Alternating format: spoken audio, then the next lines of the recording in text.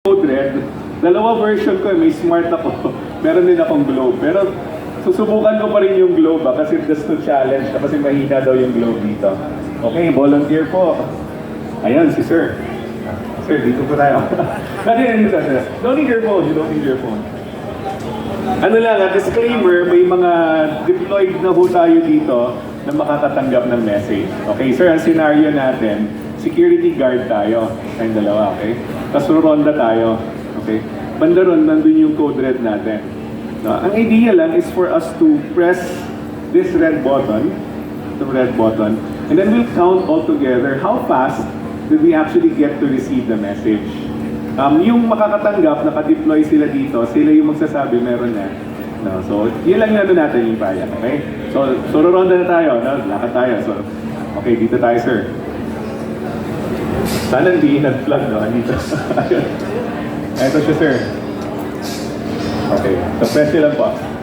Long, ayan. Okay. So, count. 1, 2, 3, 4, 5, 6. Check yung mga phones yung mga katanggap, ha? 7, 8, 9. Ayun. 9 seconds. Sir, palapit po. Usually may camera. Pabasa natin kay Sir yung message. Okay.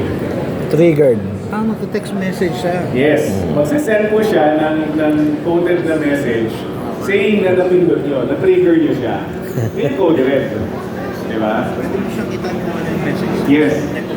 We could program it for you kung anong kailangan ninyo. Kunwari, scenario is nag-iisa kayo sa bahay, no?